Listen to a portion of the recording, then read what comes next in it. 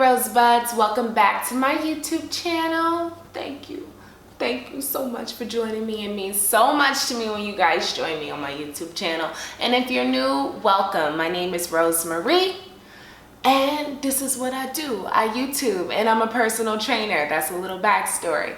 However, I decided I wanted to start these YouTube videos of me in my robe, comfy, and I'm gonna call them Rose's Robe Talks, or maybe just Robe Talks. Yeah, I'm gonna call them Robe Talks. I literally just came up with this idea right before filming this video, like, I want to keep my robe on. Yeah, so Robe Talks. This is one of those. This is about my experience as a young Black woman going to therapy.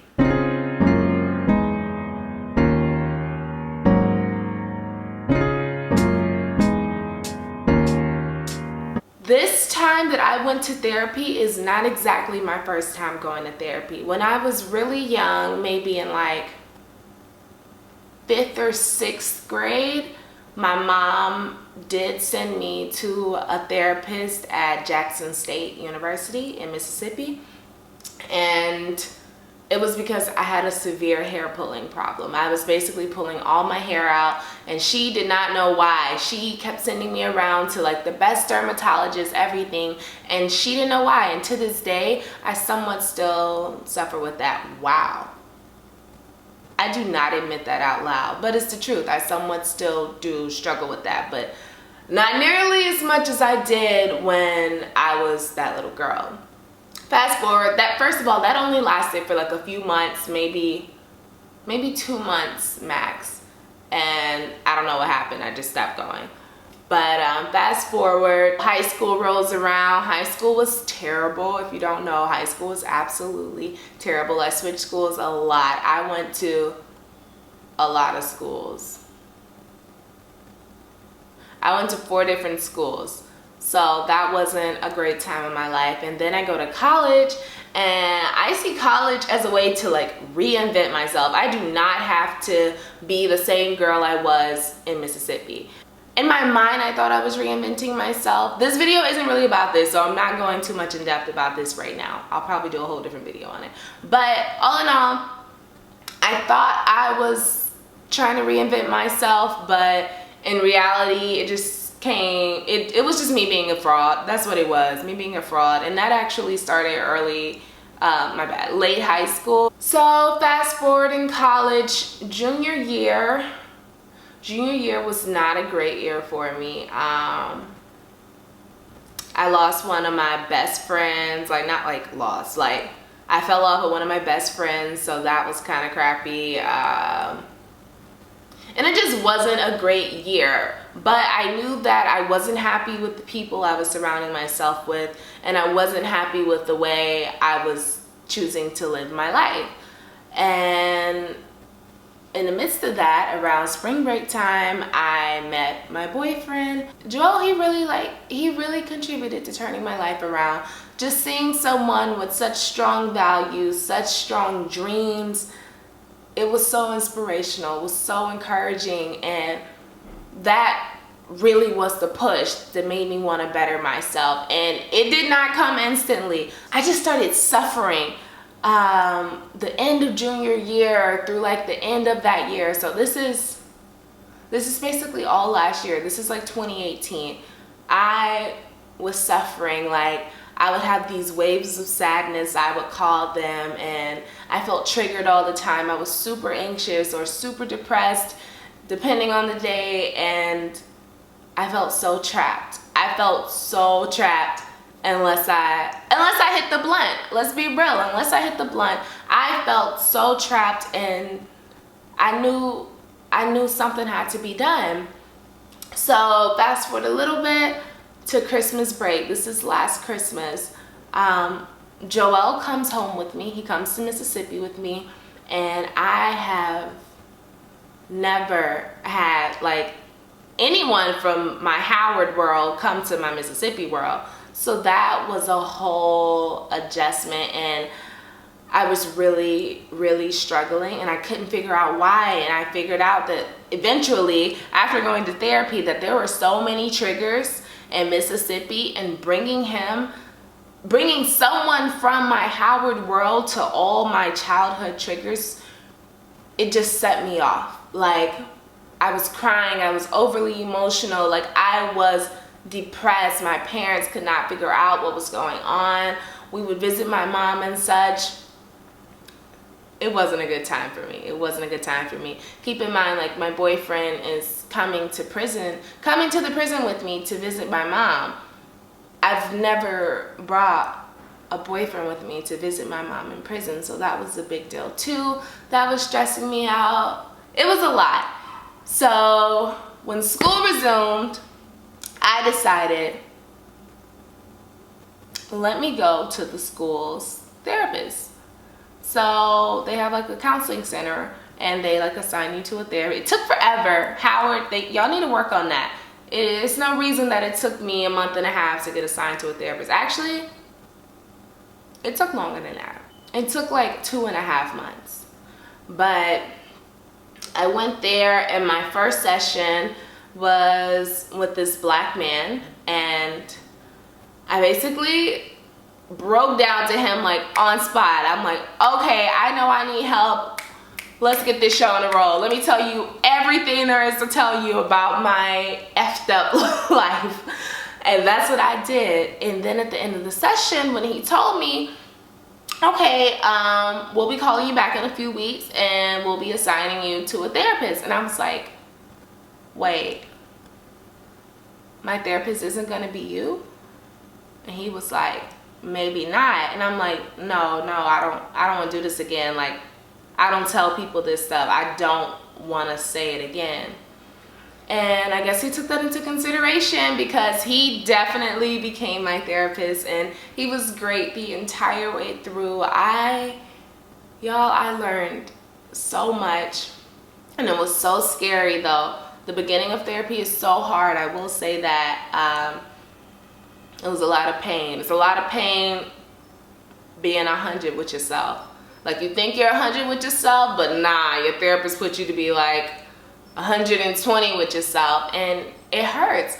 And then it makes you question every decision you've ever made in your past and every failed friendship and relationship. Like, wow, was it me? Now that I'm noticing all these things about myself, was it me? Then my therapist taught me, if you live in the past, you'll be depressed. If you live in the future, you'll be anxious. Only think about the past to learn from it. Only think about the future to plan for it. So that's what I started doing. And of all the things I've learned, even about the anger iceberg and how anger is just the tip, and how there's so many other reasons, inner reasons that we don't want to admit, those are the true reasons why we're displaying the emotion anger. So of all the things I learned through therapy, I really tried to incorporate them into my life, into my thoughts, and into my behaviors. And I'm reading books as well. I just finished this book, and it's 7 Habits of Highly Effective People by Stephen R. Covey. Or maybe it's Covey, but I think it's Covey. I'm reading books that are also helping me. And so I'm constantly stimulating my mind and learning and being eager to learn how to change myself, learn how to better myself. That has been my whole theme for 2019. It started off with Eric Thomas while I was in that period waiting on my therapist. Even Christmas break though, yeah, it started with E.T. He was the first little push. And I just kept making steps, and they were not easy steps to take, I'll admit that, but I kept making steps toward, okay, how can I help my mental health? How can I help my mental health? And by trying to set boundaries for myself, even towards my boyfriend, like I've had to set boundaries for him. Like, don't talk to me like that, you know, I feel like you're putting me down. Stuff, little stuff, but like I'm just setting boundaries for myself, which I've never set.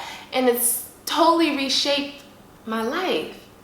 And every day I'm still taking strides toward helping my mental health. I journal every day. As I said, I read, I do my daily devotional. I just do things that make me feel good, make me feel comfortable. I'm no longer trying to be someone else.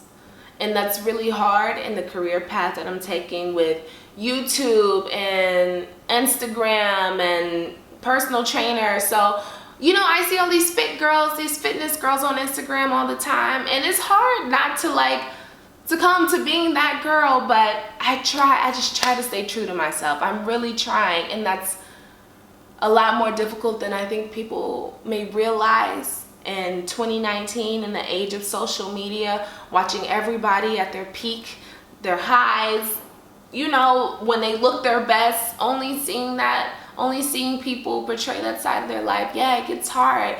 It gets really hard. And it's like, wow, I'm 22, but these days they're making it seem that girls have it all at 22. Girls are living in these huge mansions, driving these nice cars with like a cajillion followers, all because they posted a product. I'm just playing. Like, I know they do a lot more work, but they're making it seem like you're supposed to have it all so young. And that is another stressor. That also is something I really had to work through in therapy. So it wasn't just stuff about my childhood trauma and my mom and such. It's stuff about right now. And I am low-key a perfectionist, low-key, a workaholic. I feel really guilty when I'm not working. I don't know how to relax. I feel really guilty when I'm like hanging out with friends. I'm not too big on the whole friends thing anyway. Most times you're gonna catch me alone.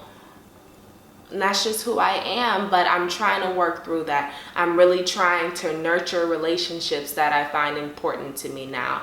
I'm just trying to better myself, you guys. And that's all because I went to my Black therapist. Maybe I could have figured these things out on my own one day, like 10 years from now, but it definitely wouldn't have been at 22 without the help of him. He has really helped change the course of my life. Now, every single day, I wake up and I run towards my goals fearlessly. I'm not a coward anymore. I'm not afraid of what the world thinks of me anymore. Therapy has changed my life, you guys. Ladies, therapy has changed my life, and I highly recommend it. I'm speaking from my heart right now. I highly recommend it. If you're going through anything, if you feel stuck, if you're hurt, if you're constantly down, sis, go. And you know, I'm even gonna find some links, and I'm gonna link some free clinics or whatever I can find, cheap clinics to Black therapists, Black female therapists, therapists, there we go, therapists in general. You know, I can't even limit this to a race. I can't limit this to a skin color. Go. If you need it, go. Change your life, change your world, heal yourself. All of this on the outside, everything you have, everything is nothing unless you heal yourself. You see all these people who appear to have it all committing suicide all the time. Stuff ain't nothing but stuff at the end of the day. Stuff ain't nothing but stuff. Your mental health is so important, y'all. I'm gonna end this here. Give this video a thumbs up if it helped at all, if it inspired you, or if maybe it just gave you that push to follow through with what you were already thinking about doing.